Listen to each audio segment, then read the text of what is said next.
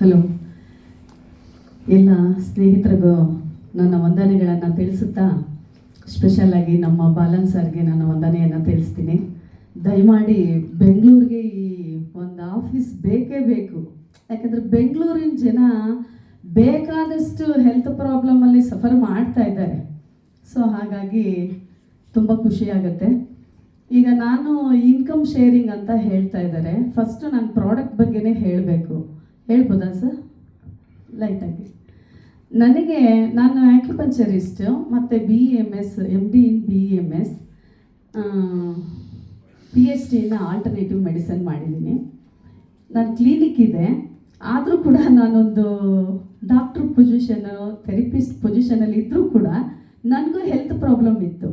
Health problem means ಅಂದರೆ ಎಲ್ಲರ health ನೋಡೋಕೆ ಹೋಗಿ ನನ್ನ ಹೆಲ್ತೇ ನಾನು ಹಾಳು ಮಾಡ್ಕೊಂಡಿದ್ದೆ.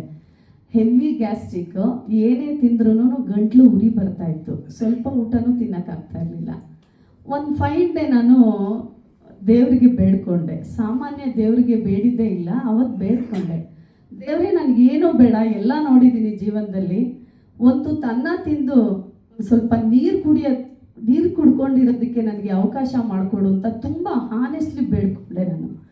ಸೊ ಅದ್ರ ಮಾರನೆಗೆ ದೇವ್ರಿಗೆ ಕೇಳಿಸ್ಕೊಂಡು ತಟ್ಟಂತ ಕೊಟ್ಟಿದ್ದಾನೆ ಹೊಲ್ಟೆ. ಒಂದು ಮನೆಗೆ ಹೋದೆ ನಾನು. ಆ ಮೇಡಮ್ ಏನು ಮಾಡಿದ್ರು, ನನಗೆ ಅವರು ಮಂಜುಳಾ ಮೇಡಮ್ ಅಂತ ನನಗೆ ಈ ಒಂದು ಅವಕಾಶ ಕೊಟ್ಟಿರೋದು. ಅವರು ಹೋಗಿ, ಈಗ ಮನೆಗೆ ಹೋಗಿದ ತಕ್ಷಣ ನೀವೆಲ್ಲ ಏನು ಮಾಡ್ತೀರಾ? ಯಾರಾದರೂ ಗೆಸ್ಟ್ ಬಂದರೆ ಏನು ಮಾಡ್ತೀರಾ?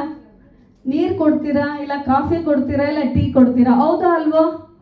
ಯಾಕೆಂದ್ರೆ ನಮ್ಮ ದೇಶ ಅತಿಥಿ ದೇವೋಭವ ಹೆಸರುವಾಸಿ ಅಲ್ವಾ? ಸೊ ಅವರು ನೀರು ಕೊಡಲಿಲ್ಲ, ಟೀನೂ ಕೊಡಲಿಲ್ಲ, ಕಾಫಿನೂ ಕೊಡಲಿಲ್ಲ, 2 ಟ್ಯಾಬ್ಲೆಟ್ ಕೊಟ್ಟರು. ಫಸ್ಟು ನನ್ನ ಮುಂದೆನೇ 2 ಟ್ಯಾಬ್ಲೆಟ್ ಬಾಯಲ್ಲಿ ಹಾಕ್ಕೊಂಡು ಅಗಿತಾ ಇದ್ರು. 2 ಟ್ಯಾಬ್ಲೆಟ್ ಕೊಟ್ಟರು. ನಾನು ಅವ್ರಿಗೆ ಬುದ್ಧಿ ಹೇಳಿದೆ, ಸಿಕ್ಕಿದೆಲ್ಲ ತಿನ್ನಬೇಡಿ ಮೇಡಮ್, ಏನು ಟ್ಯಾಬ್ಲೆಟ್ನ ಕಡಲೆ ಬೀಜದ ಥರ ತಿಂತಾ ಇದ್ದೀರಾ, ತಿನ್ನಬೇಡಿ ನೀವು ಅಂತ ನಾನು ಅವ್ರಿಗೆ ಬುದ್ಧಿ ಹೇಳಿದೆ. ಮೇಡಮ್, ಇದು ಟ್ಯಾಬ್ಲೆಟ್ ಅಲ್ಲ, ಇದು ಸಂಜೀವಿನಿ, ಇದು ಅದೃಷ್ಟ ಇರೋರಿಗೆ ಮಾತ್ರನೇ ಸಿಗೋದು, ನಿಮ್ಗೆ ಅದೃಷ್ಟ ಇದೆ, ಅದಕ್ಕೆ ಸಿಕ್ಕಿದೆ, ತಿನ್ನಿ ನೀವು ಅಂದರು. ಹೌದಲ್ವಾ? ಸಂಜೀವಿನಿ ಎಂದಿದ ತಕ್ಷಣ ನನಗೆ ಒಂಥರ ಖುಷಿ ಆಯಿತು. ಆಮೇಲೆ ಅದು ಕೊಟ್ಟರು ನಾನು ಅವ್ರನ್ನ ನಂಬಿ ತಿನ್ನಲಿಲ್ಲ. ಯಾವುದರಿಂದ ಮಾಡಿರೋದು ಇದು? Black ginger. ಮೆಲ್ಲಗೆ ಇವರು ಗೂಗಲ್ ಅಮ್ಮ ಹೇಳಿದ್ರಲ್ಲ, ಆ ಗೂಗಲ್ ಹೊಡೆದ್ಬಿಟ್ಟು ಅದು ಸರ್ಚ್ ಮಾಡಿದೆ ಏನೇನಿದೆ ಅದರಲ್ಲಿ ಅಂತ. ಎಲ್ಲ ಚೆನ್ನಾಗಿತ್ತು. ಸರಿ, ಆವಾಗ ಬಾಯಲ್ಲಿ ಹಾಕ್ಕೊಂಡು ತಿಂದೆ. ಆಮೇಲೆ ಅವರು ಒಂದು ಪ್ರೋಟೀನ್ ಪೌಡ್ರ್ ಕೊಟ್ಟರು. ಈ ಅರ್ಬಲ್ ಲೈಫ್ ಎಲ್ಲ ಗೊತ್ತಲ್ವಾ?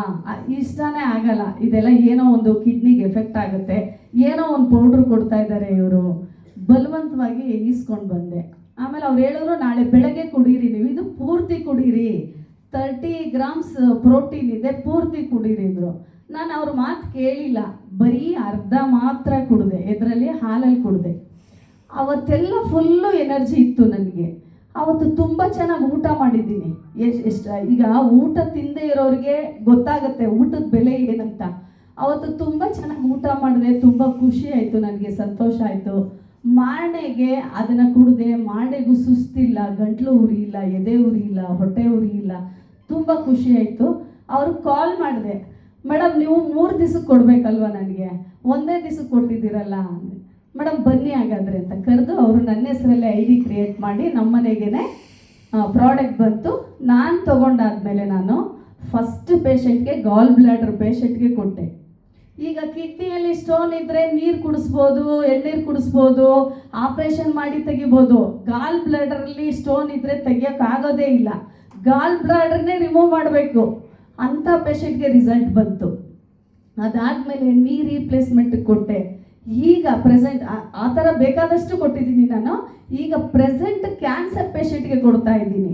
ಕ್ಯಾನ್ಸರ್ ಪೇಷಂಟ್ಗೆ ಯಾವ ಥರ ಅಂದರೆ, ಪ್ಯಾನ್ಕ್ರಿಯಾಟಿಸಲ್ಲಿ ಗಡ್ಡೆ ಇದೆ.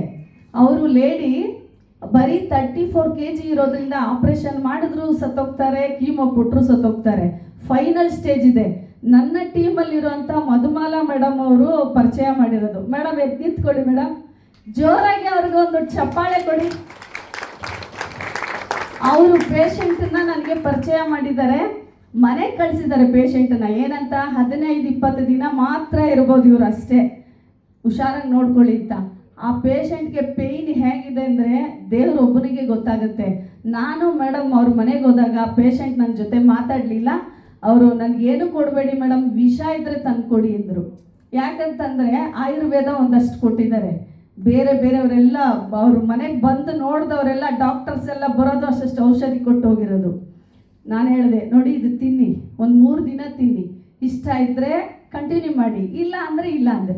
3 ದಿನ ತಿಂದ ಮೇಲೆ 3 ದಿನಾನೂ ನನಗೆ ಫೋನ್ ಮೇಲೆ ಫೋನು, ಏನು 2 ಅವರ್ಗೆ ಒಂದು ಸಾರಿ ಫೋನು, ಪೇಯ್ನ್ ಹೋಗಿಲ್ಲ ಪೇಯ್ನು. ನಾನು ಮಲೇಷ್ಯಾಗೆ ವಸಂತ ಮೇಡಮ್ ಫೋನು, ಎಷ್ಟು ಚೆನ್ನಾಗಿ ಕಂಪನಿ ನಮಗೆ ಸಪೋರ್ಟ್ ಮಾಡುತ್ತೆ ಅಂದರೆ ನೀವು ಯಾವಾಗಾದರೂ ಫೋನ್ ಮಾಡಿ ಹೇಳ್ತಾರೆ. ಅವ್ರ ಗೈಡ್ಲೈನ್ಸಲ್ಲಿ ನಾನು ಕೊಡ್ತಾ ಬಂದೆ. 5 ದಿನಕ್ಕೆ ಅವ್ರಿಗೆ ಪೇಯ್ನ್ ರಿಲೀಫ್ ಆಯಿತು, ನಿದ್ದೆ ಮಾಡಿದರು, ಊಟ ಮಾಡಿದರು, ಈಗ ಚೆನ್ನಾಗಿದ್ದಾರೆ ಪೇಷಂಟು. ಅಂದರೆ ಕಂಪ್ಲೀಟಾಗಿ ಪೇಯ್ನ್ ಹೋಗಿಲ್ಲ. ಈ ಪೆಲ್ವಿಕ್ ರೀಜನ್ನು, ಬ್ಯಾಕ್ ರೀಜನ್ ಎಲ್ಲ ಪೇಯ್ನ್ ಹೋಗಿದೆ, ಪ್ಯಾನ್ಕ್ರಿಯಾಟಿಸ್ ಇರೋ ಕಡೆ ಪೇಯ್ನ್ ಇದೆ, ಈಗ ತಗೊಳ್ತಾ ಇದ್ದಾರೆ. ಮೇಡಮ್ ಯಾವ ಥರ ಸಜೆಸ್ಟ್ ಕೊಟ್ಟರು ಆ ಥರ ನಾನು ಕೊಡ್ತಾ ಇದ್ದೀನಿ, ಚೆನ್ನಾಗಿ ಆಗ್ತಾ ಇದ್ದಾರೆ ಅಂತಂದರೆ ಕಂಪನಿ ನಿಜವಾಗ್ಲೂ ನಮಗೆ ಒಂದು ಸಂಜೀವಿನೇ ಕೊಟ್ಟಿದೆ ಅಲ್ವಾ. ನಾವೆಲ್ಲ ಅಕ್ಸೆಪ್ಟ್ ಮಾಡ್ಕೊಳ್ಳೋಣ, ಅವ್ರು ಏನು ಕೊಟ್ಟಿದ್ದಾರೆ ಅಕ್ಸೆಪ್ಟ್ ಮಾಡ್ಕೊಳ್ಳೋಣ. ಇನ್ನು ಇನ್ಕಮ್ ಬಗ್ಗೆ ಏನಾದರೂ ಮಾತಾಡಬೇಕು ಅಂದರೆ, ನಾನು ಲಾಸ್ಟ್ 2025 ಆಗಸ್ಟ್ ಎಂಡಲ್ಲಿ ಜಾಯ್ನ್ ಆಗಿರೋದು. ನಾನು ಪರ್ಚೇಸ್ ಮಾಡ್ತಾ ಇದ್ನಲ್ಲ, ಅದರಲ್ಲೂ ಇನ್ಕಮ್ ಬಂತು ನನಗೆ ಗೊತ್ತಿಲ್ದಂಗೆ. ಅದಾದಮೇಲೆ ಪೇಷಂಟ್ಗಳು ಬಂದ್ರಲ್ವಾ, ಪೇಷಂಟ್ಗೆ ನಾನು ಕೊಡ್ತಾ ಹೋದೆ. ಈಗ ಪೇಷಂಟ್ ಕೇಳ್ತಾರೆ, ಈಗ ಈ ಕಂಪ್ನಿನಲ್ಲಿ ಈಗ ಒಂದು ಬಾಟ್ಲ್ ಇದೆಯಲ್ಲ, ಒಂದು VR4 ರೇಟ್ ಬಂದು 2700 ಇದೆ. ಅದನ್ನೇ ನಾನು ಬರೀತೀನಿ 2700 ಅಂತ. ಕೇಳ್ತಾರೆ ಅವರು, ಮೇಡಮ್ ನಾವು ಬಡವರು, ನನ್ನ ಹತ್ರ ಬರೋರೆಲ್ಲ ಬಡವರೇ, ಎಲ್ಲ ಕಡೆ ಖರ್ಚು ಮಾಡಿ ಲಾಸ್ಟಲ್ಲಿ ಬರ್ತಾರೆ. ಮೇಡಮ್ ನಾವು ಬಡವರು, ಖರ್ಚು ಮಾಡೋಕ್ಕಾಗಲ್ಲ, ಕಮ್ಮಿ ಮಾಡಿ. ಸರಿ ಕಮ್ಮಿ ಮಾಡಬೇಕಾ, ನಿಮ್ಮ ಐಡಿನೇ ತೊಗೊಳ್ಳಿ, ನೀವು ಒಂದು ಆಧಾರ್ ಕಾರ್ಡ್ ಕೊಡಿ, ಇಮೇಲ್ ID ಕೊಡಿ, ನಿಮ್ಮ ಐಡಿನಲ್ಲೇ ನೀವು ಪರ್ಚೇಸ್ ಮಾಡ್ಕೊಳ್ಳಿ, ಕಂಪ್ನಿ ರೇಟೇ ನಿಮಗೆ ಬರುತ್ತೆ ಅಂತೇಳಿ ಆ ಥರ ಕೊಟ್ಟು ನನಗೆ ಗೊತ್ತಿಲ್ಲದೆ ಸಿಲ್ವರ್ ಆಗಿದ್ದೀನಿ. ಆಯಿತಾ, ಸಿಲ್ವರ್ ಆದ್ರೂ ನನಗೆ ಅಷ್ಟೊಂದು ಗೊತ್ತಿಲ್ಲ. ಮತ್ತೆ ಹೇಗೇನು ಅದೇ ಥರ ಬಂದವ್ರನ್ನೆಲ್ಲ ಸೇರಿಸಿ, ಅಂದರೆ ನೀವೇ ತೊಗೊಂಡು ನೀವೇ ಇದು ಮಾಡಿ, ನನಗೆ ಲಾಭ ಬೇಡ, ನೀವೇ ತೊಗೊಳ್ಳಿ. ಐಡಿಗಳು ಕ್ರಿಯೇಟ್ ಮಾಡಿ ಗೋಲ್ಡ್ ಆಗಿದ್ದೀನಿ ಅಂದರೆ ನನಗೆ ಗೊತ್ತಿಲ್ಲ. ಆಮೇಲೆ ಒಂದು ನನ್ನ ಗುಣಾನಂದ್ ಸರ್ ತುಂಬಾ ಸಪೋರ್ಟ್ ಮಾಡಿದರು ನನಗೆ. ಮೇಡಮ್ ಇನ್ನೇನು ಗೋಲ್ಡ್ ಆಗ್ತಾ ಇದ್ದೀರಾ, ನೀವು ಮೀಟಿಂಗ್ ಬನ್ನಿ, ಟ್ರೈನಿಂಗ್ ಬನ್ನಿ, ಇನ್ನೂ ಚೆನ್ನಾಗಿ ನೀವು ಮಾಡ್ತೀರಾ ಅಂತೇಳಿ ಅವರ ಮಾತಿನ ಮೇಲೆಗೆ ನಾನು ಮೀಟಿಂಗು ಟ್ರೈನಿಂಗು ಅಟೆಂಡ್ ಮಾಡಿ ಇವತ್ತಿನ ದಿವಸ ನಾನು ಮಲೇಷ್ಯಾಗೆ ಹೋಗಿ ಬಂದೆ. ಇನ್ನು ಮಲೇಷ್ಯಾದಲ್ಲಿ ಈಗ ನಮ್ಗೆ ಎಷ್ಟೇ ದುಡ್ಡಿರಲಿ ನಾವು ಖರ್ಚು ಮಾಡ್ಕೊಂಡು ಹೋಗ್ತೀವಾ, ಮಲೇಷ್ಯಾಗೆ ಹೋಗ್ತೀವಾ, ಸ್ಟಾರ್ ಹೋಟೆಲಲ್ಲಿ ಇರ್ತೀವ ನಾವು. ನಮ್ಮನ್ನೆಲ್ಲ ಸ್ಟಾರ್ ಹೋಟೆಲಲ್ಲಿ ಇಟ್ಟಿದ್ರು, ನಮ್ಮನ್ನು VIP ಥರ ಟ್ರೀಟ್ಮೆಂಟ್ ಮಾಡಿದ್ರು. ಜೊತೆಗೆ ಸೈಟ್ ಸೀಯಿಂಗು, ನಿಜವಾಗ್ಲೂ ಆ ಸೈಟ್ ಸೀಯಿಂಗ್ ಎಲ್ಲ ನಾವು ನೋಡೋಕ್ಕೆ ಸಾಧ್ಯನೇ ಇಲ್ಲ. ಸ್ಕೈವೇಗೆಲ್ಲ ಕರ್ಕೊಂಡು ಹೋದ್ರು, ಅಲ್ಲಿ ಕ್ಯಾಸಿನೋ ಆಗಿರ್ಬೋದು, ನಿಜವಾಗೂ ಭಾಳ ಎಂಜಾಯ್ ಮಾಡಿದ್ವಿ. ಪುಟ್ರಾಜಯ ಅಲ್ಲಿ ಇದು ಗೌರ್ಮೆಂಟ್ ರೂಲ್ ಮಾಡೋ ಸ್ಥಳ ಅದು ಅಲ್ಲೆಲ್ಲ ಕರ್ಕೊಂಡೋಗಿ ನಮಗೆಲ್ಲ ತೋರಿಸಿ, ನಮಗೆಲ್ಲ ಖುಷಿ ಪಡಿಸಿ. ಇನ್ನು ಕಾನ್ಫರೆನ್ಸ್ ಹಾಲ್ ನೋಡಿದರೆ ಸ್ವರ್ಗ.